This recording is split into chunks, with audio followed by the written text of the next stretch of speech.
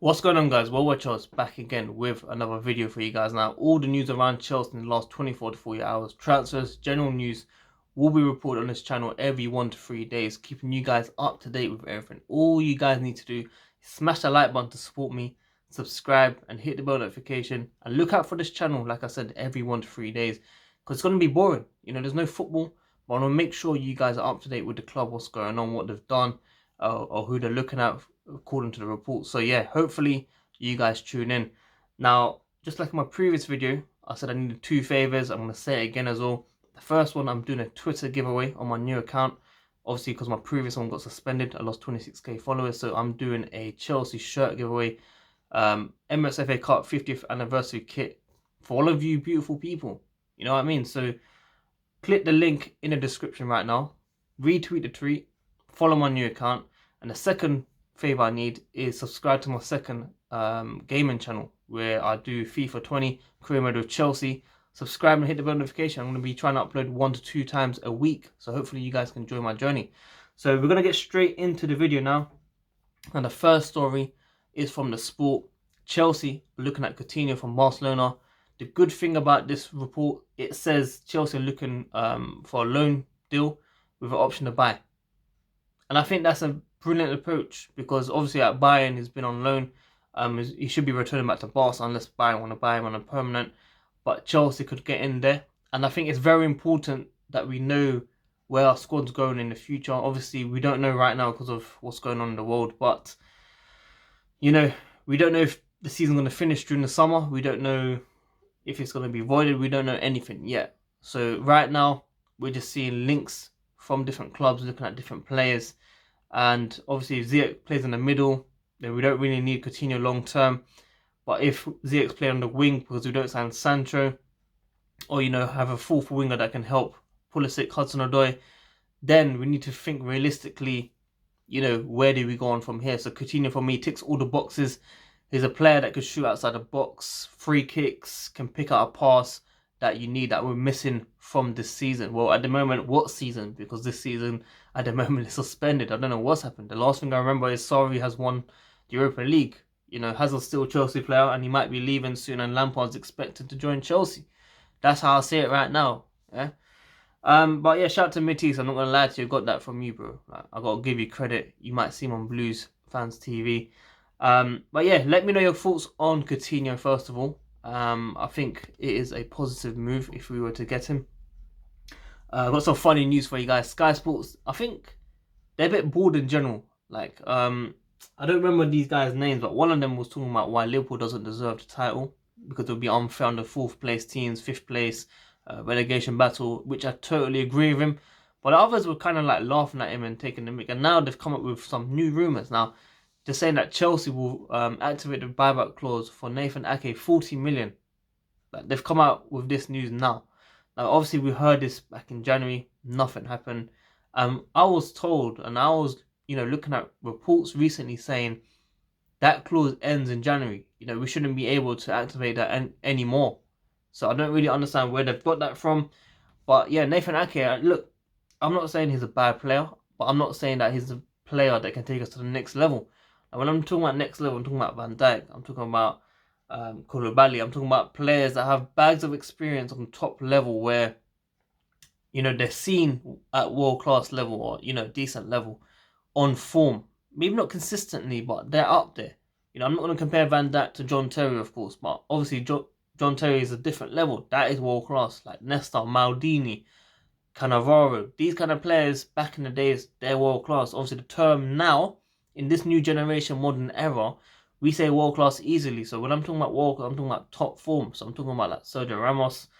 He's kind of world class as well, but you know what I mean? Like Van Dijk, Koulibaly, all these players that have done well in moments of their career, but have, not kept it up there, in my opinion. So let me know your thoughts on Nathan Ake.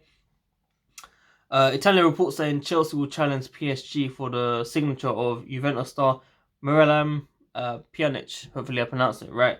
I think this is a similar situation to Ake. I think he's a very fantastic player, but I don't think he's a player that we need in this squad. I don't think we actually need him now. And if anything was to happen, it might be a swap deal with Jorginho, in my opinion, because obviously Sarri is a big fan of Jorginho, kind of like his son. So I wouldn't be surprised if there's like a conversation between the two clubs about that deal, or maybe Emerson. I think if we were to get a Juventus player right now, look, I don't want to remind myself about Sandro. Yeah, 3 bids, 50 million, 60 million, 70 million back in 2017. I don't know how we didn't get a left back that day. We got Marcos Alonso, who was a fantastic goal scorer, won the league of course, but we needed someone for the long term where they can play in, week out. So I wouldn't be surprised if there's actually no contact between Juventus and Chelsea. But we'll see what happens. But like I said, he's a good player, but I don't think it's someone that we need in the squad right now. Let me know your thoughts on that. And shout out to our owner, Roman Abramovich, who has given the hotel at Stamford Bridge for at least 2 months to the NHS staff because of obviously what's going on in the world. I can't say it because YouTube always take off the ads within a day, and then when I claim against it back that I've done nothing wrong, they give it the video back. So I don't really understand. I don't mention certain words about what's going on in the world, but for some reason they kind of take action against my videos. So I need to be very careful what I say. But hopefully you guys understand. But that's our owner, who's not even allowed in the country. He's still helping out people around the world in UK. So congrats to him. I salute you. Massive respect. Hudson-Odoi, his illness, Frank Lampard has come out and said he's happy to see progress. He feels his usual self, which is obviously the news that we want to hear. And also, according to Italian reports, Tuto Udinese, Chelsea and Inter Milan will go head-to-head for the signature of Udinese Juan Musso. Now, I need to know your thoughts on this, because we're hearing Dean Henderson, we're hearing this goalkeeper, we're hearing that it might get Oblak, we're still dreaming of the goalkeeper. Where do we go from here? Now, I just want to make it clear. Kepa has come out recently and said he wants to fight for his spot long term. And I think he's a goalkeeper that we spent so much money on. We cannot risk after 2 years getting rid of him for about half of it.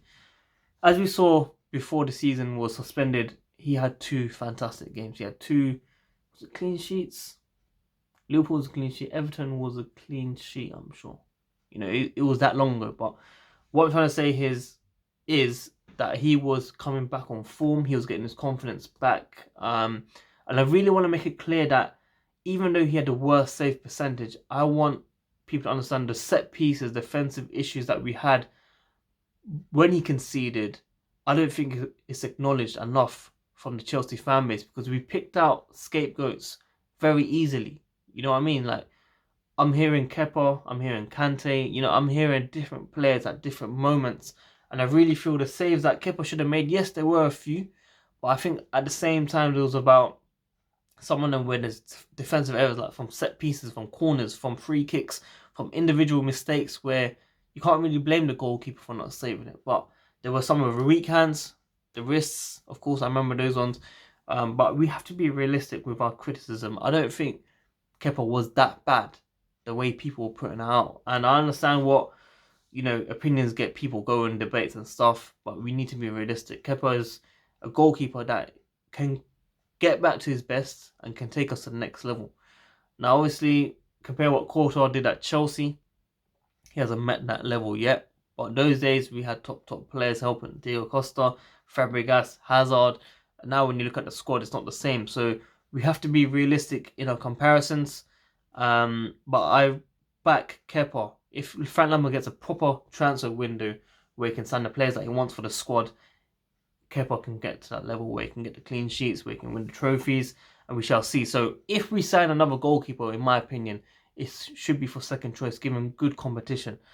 Unless you're Oblak, I don't really want to hear it. Like, I don't want to really hear anything, because right now, Oblak over Kepa, maybe, yeah, why not? If we can spend that money and get good money for Kepa, cool.